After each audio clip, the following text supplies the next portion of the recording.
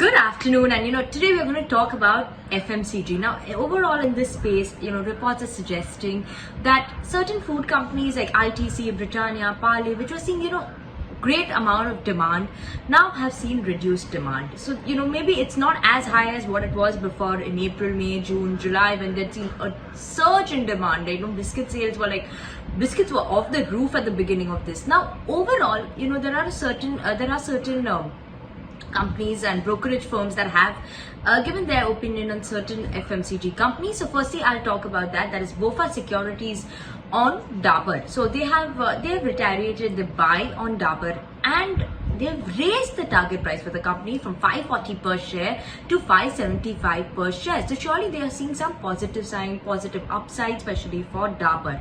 Now, what are the reasons? One, they believe that Dabur is exploring a large and unorganized food and cooking essential segment as well. So that is a very interesting and hot space right now. So they think maybe Dabur could see a potential good growth over there. The company has also launched a lot of new products, like if you go to see pickles, chutneys in Q1 FY21, and also now they've launched a new edible oil. So that is also something very interesting coming in over there.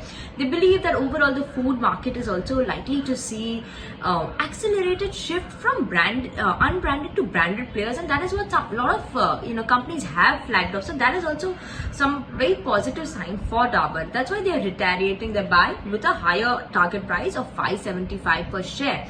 They also expect the strong momentum which is led by new launches, rural growth, rural expansion, and cost control measures to continue for Dabur. Now, other FMCG company that we're going to talk about is Colgate. Everyone uses, most people do use Colgate in their day-to-day lives. Now, Nomura is saying that they are maintaining their buy stance on the company with a target price of 1620 per share for Colgate. They believe that they had an interaction with the management which was quite positive, quite bullish. Overall, even the volumes have improved in Q1 as well. Overall, the levels have improved. The company is witnessing growth over there. Also, the sales to be further augmented is what Nomura believes, and the reason why is that by some trading channels which will also augment the sales, and that was. There was a gap there between and it was reduced sales in Q1 FY21 due to these trade channel disruptions, but now they expect a good amount of sales coming in there. Obviously, the natural toothpaste category is seeing good growth. There's competitive intensity is obviously there, but it has become slightly moderate, so that is surely going to maybe benefit Colgate, or at least help it in a certain way. That's why they are very positive on the company, maintaining the buy stance with the target price of 1620.